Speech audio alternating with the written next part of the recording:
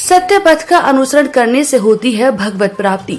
ब्रजभूमि धर्मार्थ ट्रस्ट द्वारा सेक्टर 7 के पार्क में श्रीमद् भागवत कथा में पहले दिन कथावाचक श्रद्धि एक ब्रह्मा राकेश जी ने भागवत कथा की महिमा बताई।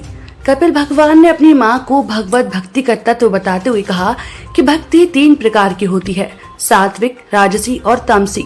मनुष्य स्वयं ही अपना मित्र भी है और शत्रु भी। यदि वह धर्म का पालन करते हुए सत्य पथ का अनुसरण करे तो भगवत प्राप्ति होती है। यदि वह स्वयं धर्म त्याग कर असत्य के मार्ग पर चले तो भगवत भक्ति से विमुख होकर नरक का भागी होता है। आवास विकास कॉलोनी सेक्टर 7 में ब्रजभूमि धर्मार्थ ट्रस्ट द्वारा आयोजित श्रीमद् भागवत कथा में दूसरे दिन व्यास पीठ पर विराजमान श्रद्धे एक ब्रह्मा राकेश जी ने कहा, श्री कृष्ण के बैकुंठ धाम प्रस्थान पर लोगों ने प्रश्न किया कि आपके जाने से धरती का सौभाग्य चला जाएगा, फिर जीव का कल्याण किस प्रकार होगा। इस पर श्री कृष्ण ने कहा कि मैं अपना संपूर्ण तेज श्रीमद् भागवत में स्थापित कर रहा हूँ। जिस घर में ये ग्रंथ रहेगा और जो लोग इसका पाठ एवं श्रवण करेंगे वे साक्षात मुझे प्राप्त करेंगे।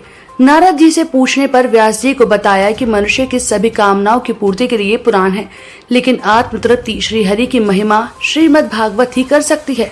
श्रीमद् भागवत कथा की रचना के बाद सुखदेव जी पहली बार श्रीमद् भागवत कथा सुनानी व राजा परीक्षित को इसे पहली बार सुनने का भाग्य मिला।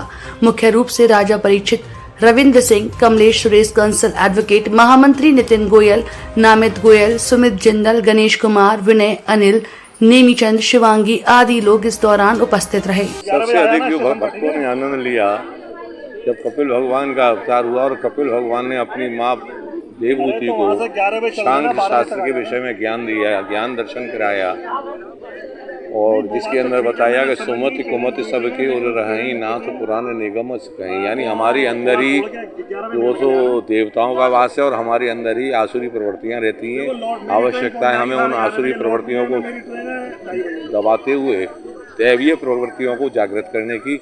अगर दैवीय प्रवृत्ति जागृत हो जाएंगी तो हमें भगवत प्राप्ति हो जाएगी। इसमें सबसे अधिक आनंद लिया। उसके बाद जो भगवान के भजन हुए थे उसमें लोगों ने नृत्य इत्यादि जो भी किया वो अलग ही भाव विभोर होकर के किया, उसकी तो महिमा ही है अलौकिक है, मैं क्या कह सकता हूँ। ये भागवत जो है ब्रजभूमि धर्मार्थ ट्रस्ट के बैनर तले हो रही है और बड़ी जोर शोर से और बड़े अच्छी तरह से आनंद आ रहे हैं।